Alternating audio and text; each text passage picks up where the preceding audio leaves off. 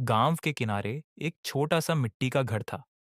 उस घर में रहता था एक गरीब किसान, रामू। रामू के पास ना बड़ी जमीन थी ना पैसा। बस दो पुराने बैल और एक बूढ़ी माँ थी।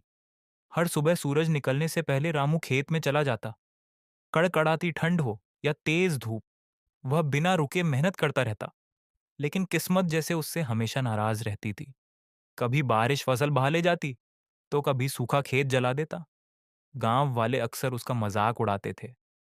वे कहते, इतनी मेहनत करके भी तेरे पास है ही क्या। रामू बस मुस्कुरा देता, क्योंकि उसे अपनी माँ की एक बात याद थी, मेहनत करने वाला इंसान कभी सच में गरीब नहीं होता। एक दिन गांव में बहुत बड़ा तूफान आया। तेज बारिश और हवाओं ने कई किसानों की फसल बर्बाद कर दी। रामू का छोटा सा खेत भी पूरी तरह तबाह हो गया। उस रात रामू पहली बार टूट गया। वह चुपचाप घर के बाहर बैठकर आसमान देखने लगा। उसकी आंखों में आंसू थे। उसे लगा, अब सब खत्म हो चुका है। अब ना घर चलेगा, ना माँ की दवाई आएगी। तभी उसकी बूढ़ी माँ धीरे धीरे उसके पास आई। उन्होंने रामू के सिर पर हाथ रखा और बोली, बेटा, खेत उजड़ा है, तू नहीं। माँ की बात सुनकर रामू की आंखों में फिर से हिम्मत आ गई। अगली सुबह वह फिर खेत में पहुंच गया। गांव वाले हैरान थे।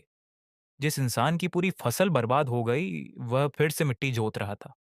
दिन बीतते गए। रामू बिना रुके मेहनत करता रहा। कुछ महीनों बाद वहीं सूखा खेत हरी फसल से भर गया।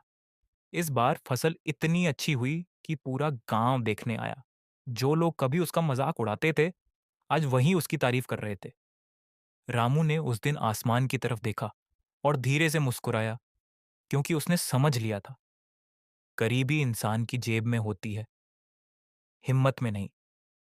और जो इंसान मुश्किल समय में भी मेहनत करना नहीं छोड़ता, एक दिन किस्मत भी उसके सामने झुक जाती है।